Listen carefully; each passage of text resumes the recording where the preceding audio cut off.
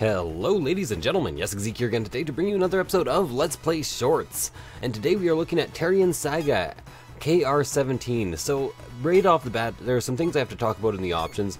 You can customize the controls, and I really dislike the default keyboard controls, which are this. Also, it doesn't let you customize the directional button, and I'm not sure about controller support for the 360. I'm actually using Joy to key and a simulated Nintendo SNES controller, a RetroLink controller. And I had to use that because I just really did not like the keyboard layout. I kept accidentally using my special abilities. I couldn't really find the fire button because I thought it was just A, S, and D.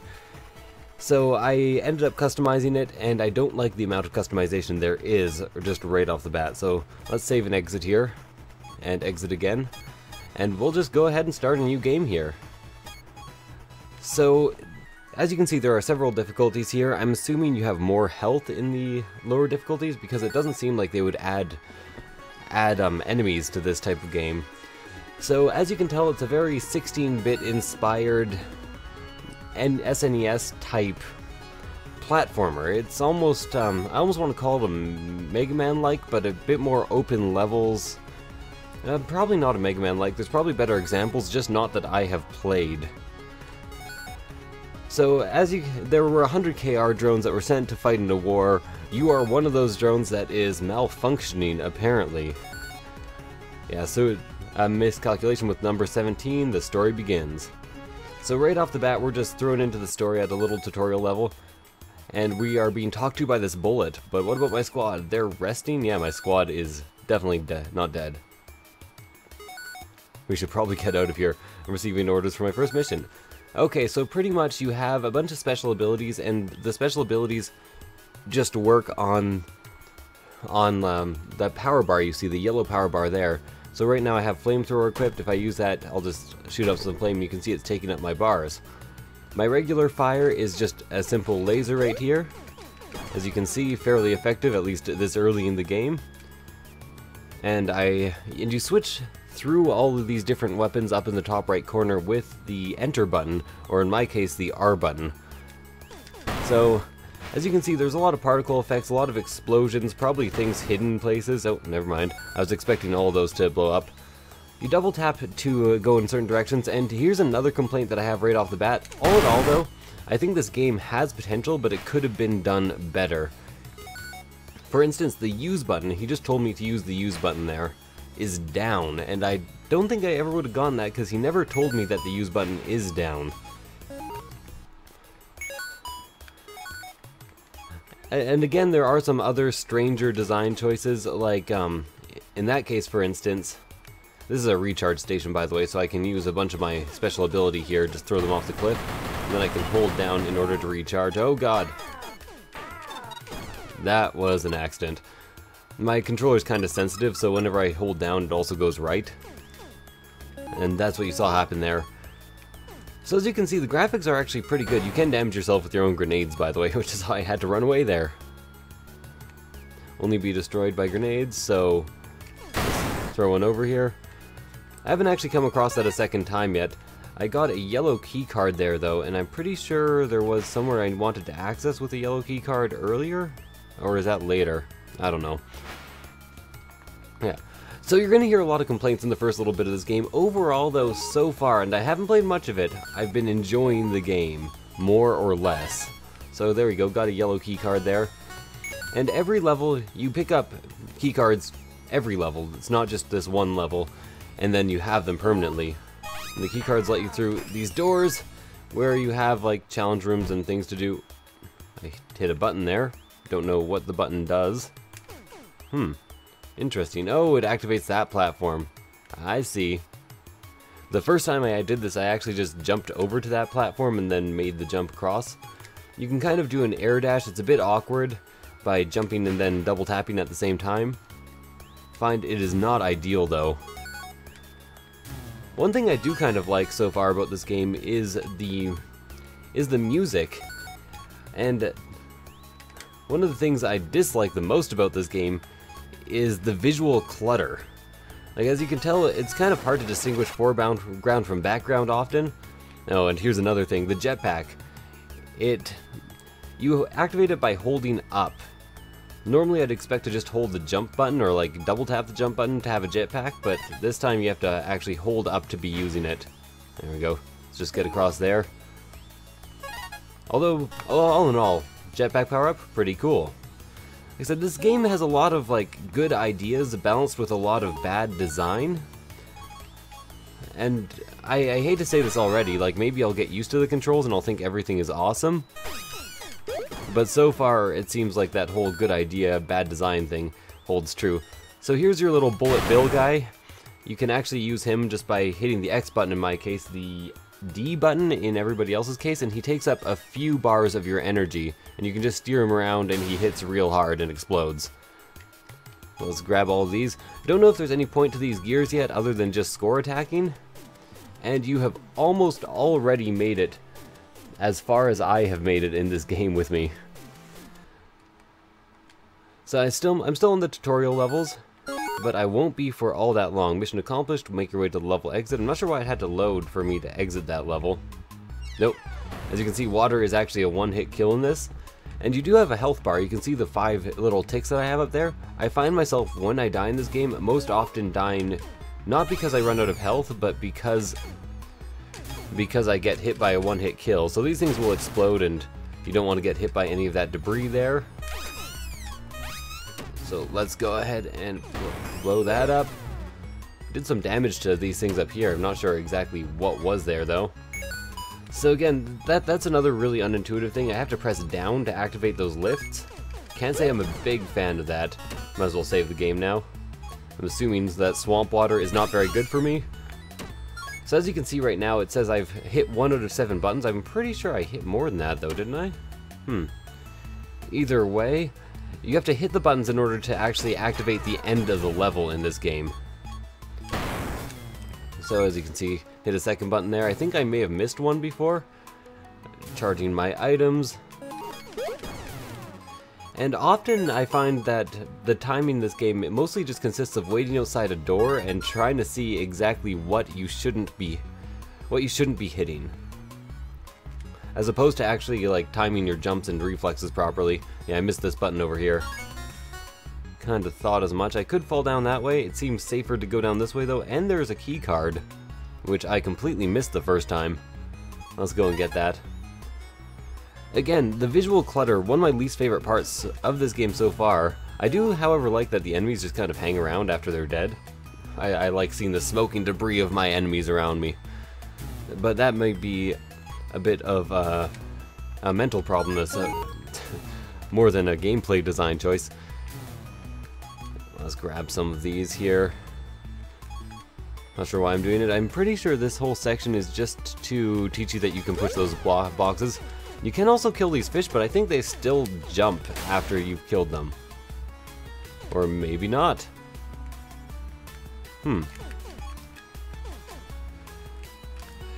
If I didn't tell you before, which I should have, these things here are basically designed... Oh, I hope I saved. Oh, I saved way back here.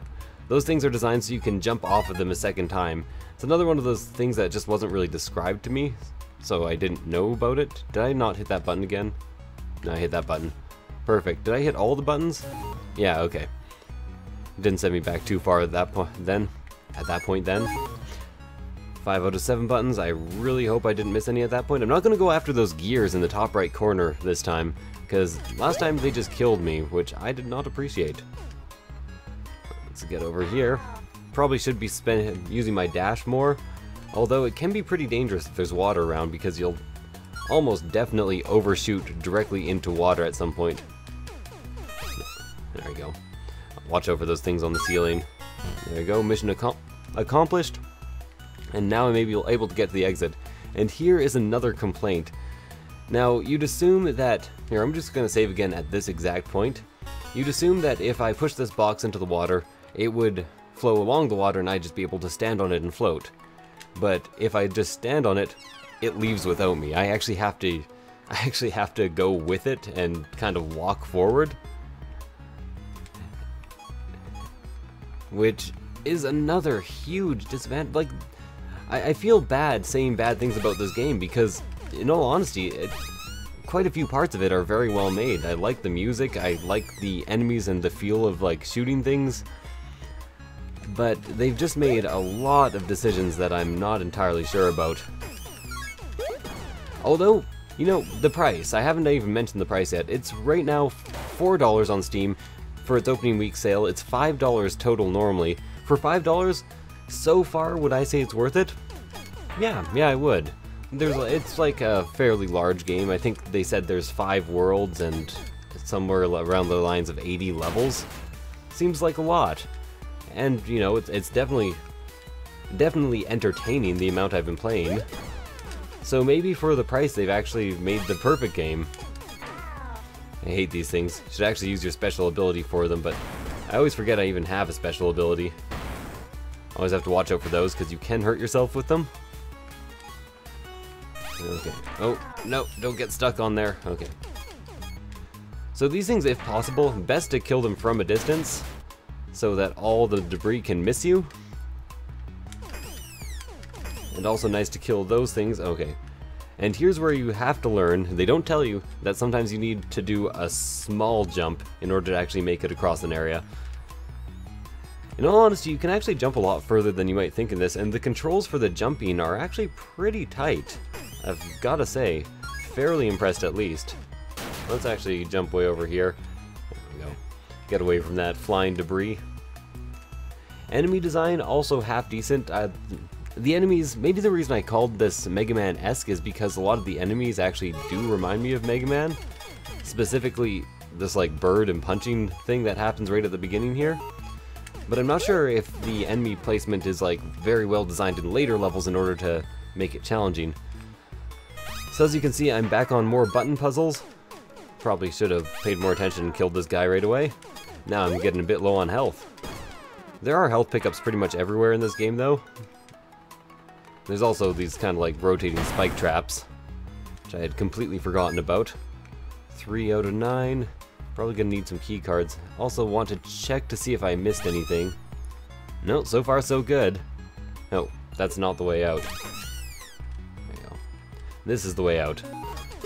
So like I said, see that enemy there? It couldn't have hurt me unless I did not time my way out of the door properly. So I just really don't feel like it does anything for the game.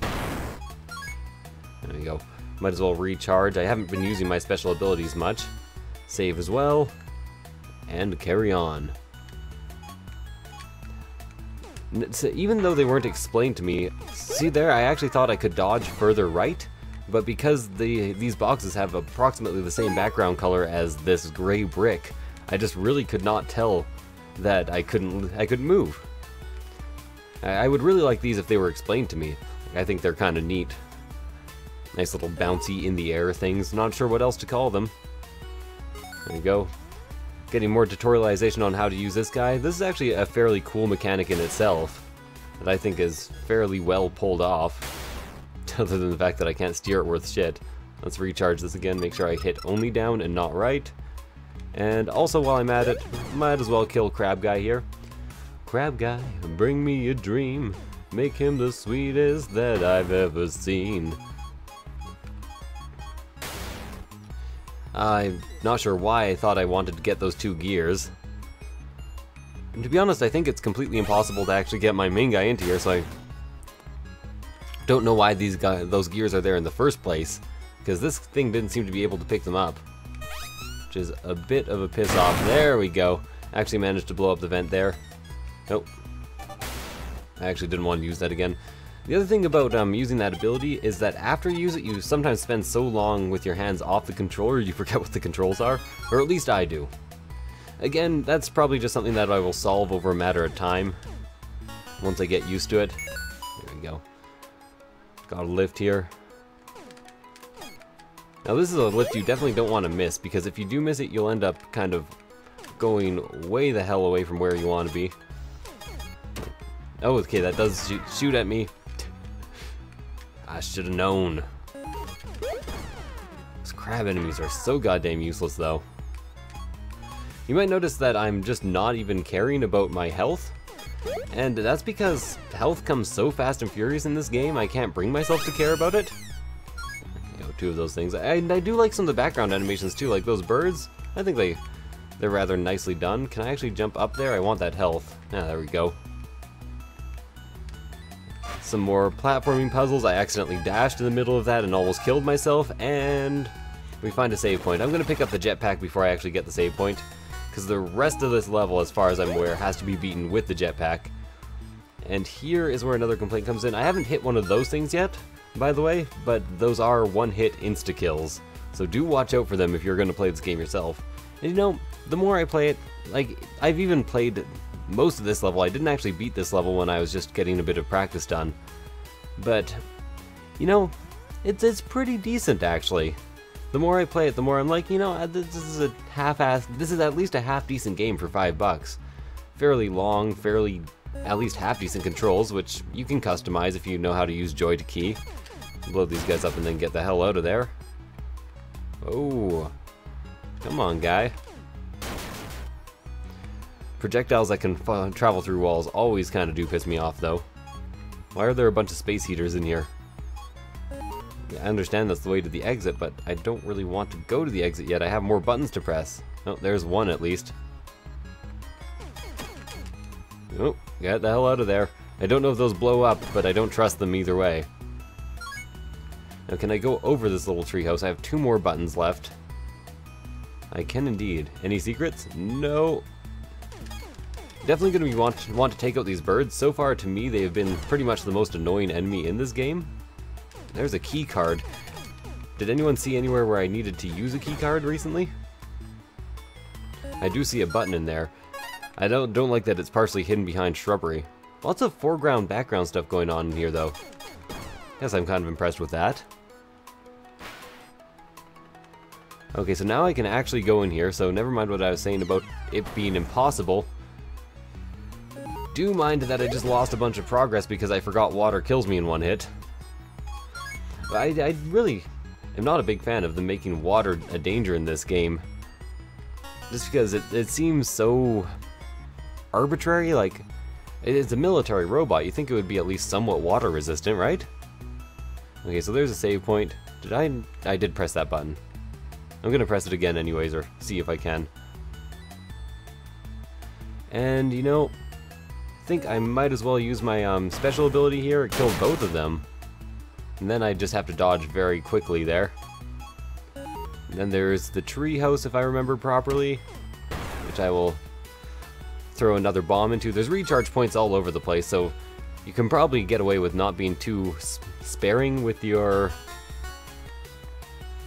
bombs. Okay, I definitely want to kill this bird. Of course, it seems to be a bird that does not exist for me to target when I'm off screen. Now, where's the other one? I don't like this one either. Whoa, okay. Well, I found another button at least, so there's only 1 left after that. Oh, and I'm done. Was there, like, anything bonus in that pipeline that I needed to press? Just making sure there's nothing hidden in those trees. Lovely. Make your way to the exit. As you can see, once you press all the buttons, you actually do get a directional arrow that tells you where the exit is. And then the level's over. Well, anyways, that's what I'm going to do for the first episode. Thank you guys for watching. I hope you enjoyed it. If you did, please leave a like and a comment, or tell me what you think of the game, any opinions you may want to offer that I can bring up in the next episode, and I will see you guys next time. Bye.